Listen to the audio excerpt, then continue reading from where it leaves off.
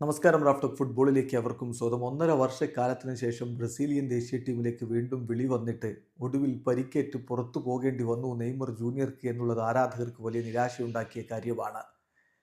ഇപ്പോൾ ആരാധകരുടെ ആശങ്ക നെയ്മറുടെ പരിക്ക് വലിയ ഗുരുതരമാണോ, എത്ര നാൾ പുറത്തിരിക്കേണ്ടി വരും. എന്നാൽ ഇപ്പോൾ ലഭ്യമാവുന്ന വിവരം ആശ്വാസകരമാണ്. അധിക നാളുകൾ അദ്ദേഹത്തിന് പുറത്തിരിക്കേണ്ടി വരില്ല. ബ്രസീലിയൻ മാധ്യമം ഗ്ലോബോ ഇതുമായി ബന്ധപ്പെട്ട് വിശദമായിട്ട് തന്നെ റിപ്പോർട്ട് ഇട്ടിട്ടുണ്ട്.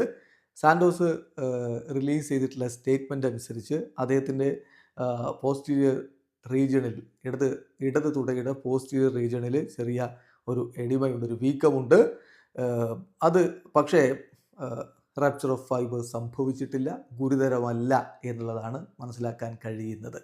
അപ്പോൾ ഇത്തരം ഒരു പരിക്ക് വന്നാൽ എത്ര നാൾ പുറത്തിരിക്കേണ്ടി വരും? ഓർത്തോപീഡിക് ആൻഡ് സ്പോർട്സ് ഫിസിഷ്യനായിട്ടുള്ള അഡ്രിയാനോ ലിയനാർഡിയുടെ അഭിപ്രായമാണ് ഇപ്പം ഇതുമായി ബന്ധപ്പെട്ടുകൊണ്ട് ഗ്ലോബോ പബ്ലിഷ് ചെയ്യുന്നത്. അതനുസരിച്ച് നെയ്മർ ഇപ്പോൾ സഫർ ചെയ്യുന്നത് ഗ്രേഡ് 1 മസിൽ സ്ട്രെയിൻ ആണ്. സാധാരണഗതിയിൽ ഇത് നമ്മൾ മസിൽ ഓവറായിട്ട് സ്ട്രെച്ച് ചെയ്യുന്ന ഘട്ടത്തിലാണ് ഇത്തരത്തിലുള്ള പ്രശ്നങ്ങൾ ഉണ്ടാവുക. അതുകൊണ്ട് ഇതിന് പ്രധാനമായും വേണ്ടത് ഫിസിയോതെറാപ്പിയാണ്. ഇതൊരു സീരിയസ് ഇഞ്ചുറി അല്ല. മാക്സിമം 2 മുതൽ 3 ആഴ്ചക്കാലം വരെയാണ് പുറത്തിരിക്കേണ്ടി വരിക എന്നാണ് ഡോക്ടർ ഇപ്പോൾ വിശദീകരിക്കുന്നത്. അപ്പോൾ നെയ്മറിനെ സംബന്ധിച്ചിടത്തോളം കുറേ കാലം കളിക്കളത്ത് നിന്ന് പുറത്തിരുന്ന് വീണ്ടും തിരികെ വന്ന് വളരെ ഇൻറ്റൻസിറ്റിയോടുകൂടിയുള്ള മത്സരങ്ങൾ കളിച്ചപ്പോഴാണ് ഇത് സംഭവിച്ചിട്ടുള്ളത്. ഇതൊരു സീരിയസ് ഇഞ്ചുറി അല്ല. പക്ഷേ യൂഷ്വലി 2 മുതൽ 3 ആഴ്ചക്കാലം വരെ ഇത് റിക്കവർ ആവാൻ വേണ്ടി എടുക്കും. അപ്പോൾ അതുമായി ബന്ധപ്പെട്ടുകൊണ്ട് കൃത്യമായിട്ടുള്ള ഫിസിയോതെറാപ്പിയും മറ്റു കാര്യങ്ങളൊക്കെ ചെയ്യുകയാണെങ്കിൽ സാന്റോസിൻ്റെ അടുത്ത കളിക്ക് തന്നെ നെയ്മർ ജൂനിയർക്ക് കളിക്കളത്തിലേക്ക് ഇറങ്ങാൻ പറ്റുമെന്നർത്ഥം.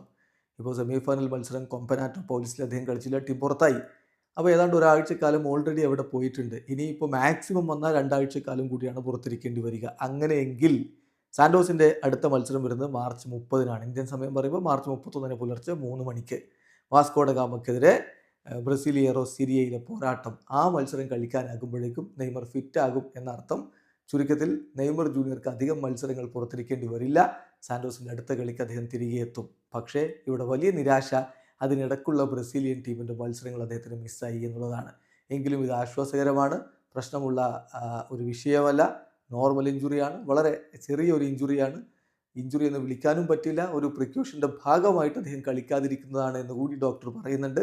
അപ്പോൾ അതുകൊണ്ട് ആശ്വാസ വാർത്ത തന്നെയാണ്. വീഡിയോ അവസാനിക്കുന്നു. ഫുട്ബോൾ ലോകത്തെ കൂടുതൽ വിശേഷങ്ങളുമായി റാഫ്റ്റോക്സ് എത്താം.